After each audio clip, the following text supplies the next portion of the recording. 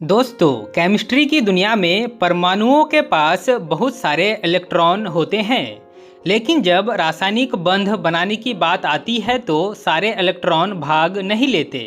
सिर्फ सबसे बाहरी परत के इलेक्ट्रॉन ही हिस्सा लेते हैं। अब इतने सारे इलेक्ट्रॉनों को कॉपी पर दिखाना और समझाना थोड़ा मुश्किल हो जाता है। इसी मुश्किल को आसान बनाने के लिए विज्ञान में एक बहुत ही सुंदर और जादुई तरीका निकाला गया, जिसे हम कहते हैं इलेक्ट्रॉन बिंदु संरचना, यानी इलेक्ट्रॉन डॉट स्ट्रक्चर। आज की इस छोटी सी वीडियो में हम इस संरचना को बनाना और इसके पीछे का इतिहास सबसे आसान भाषा में समझेंगे। तो चलिए शुरू करते हैं। आइए सबसे पहले इनकी सबसे सरल परिभाषा जानते हैं। जब किसी परमाणु के सबसे बाहरी इलेक्ट्रॉनों को उसके रासायनिक प्रतीक के चारों ओर छोटे छोटे बिंदुओं के रूप में दर्शाया जाता है तो इसी को इलेक्ट्रॉन बिंदु संरचना कहते हैं। अब आइए इसे कुछ आसान उदाहरणों से समझते हैं। सबसे पहले सोडियम। इसका परमाणु संख्या 11 है और इसका इलेक्ट्रॉनिक विन्यास 2, 8 और 1 है।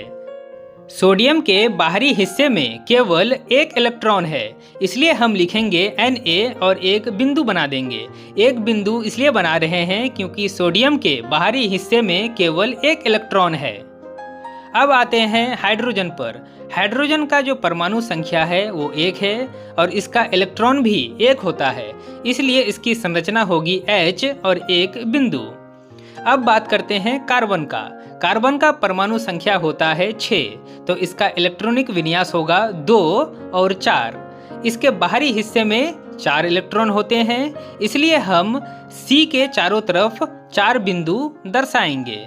उसी प्रकार ऑक्सीजन। ऑक्सीजन का परमाणु संख्या है 8, तो इसका इलेक्ट्रॉनिक विन्यास होगा 2 और 6। तो इसके बाहरी हिस्से में 6 इलेक्ट्रॉन होने के कारण इसके चारों ओर 6 बिंदु दर्शाए जाते हैं। अब बात करते हैं कैल्शियम के बारे में। कैल्शियम का परमाणु संख्या है 20, तो इसका इलेक्ट्रॉनिक विन्यास होगा 2, 8, 8, 2। तो इसका बाहरी हिस्सा में कितना इलेक्ट्रॉन है? 2। इसी वजह से इसे लिखेंगे Ca और 2 बिंदु। ठीक है। उसी प्रकार मैग्नीशियम। मैग्नीशियम का परमाणु संख्या है 12, तो इसका इलेक्ट्रॉनिक विन्यास होगा 2, 8 और 2। तो इसके बाहरी हिस्से में 2 इलेक्ट्रॉन है, इसलिए इसकी संरचना होगी Mg और दोनों तरफ 2 बिंदु दर्शा दिए। आप इसे जैसे कैल्शियम में एक तरफ 2 बिंदु दर्शा रहे हैं उस तरह भी दर्शा सकते हैं, उसमें कोई दिक्कत नहीं है। अब जानते हैं इसके पीछे का एक बहुत ही मज़ेदार इतिहास जो परीक्षाओं में भी पूछा जाता है। इस इलेक्ट्रॉन बिंदु संरचना की खोज महान वैज्ञानिक गिलबर्ट एंड लुईस ने सन 1916 में की थी। उन्होंने ही हमें सबसे पहले डॉट्स के रूप में इलेक्ट्रॉनों को दिखाना सिखाया। यही कारण है कि इस संरचना को विज्ञान में लुईस बिंदु संरचना भी कहा जाता है। तो दोस्तों, जो अभी हमने समझा, चलिए टेस्ट करते हैं कि आपका ध्यान वीडियो में कितना था। आपके सामने स्क्रीन पर बोर्ड एग्जाम का एक बहुत ही महत्वपूर्ण सवाल है। क्लोरीन की इलेक्ट्रॉन बिंदु संरचना में उसके प्रतीक के चारों ओर कितने बिंदु दर्शाए जाते हैं? आइए इसे हल करते हैं।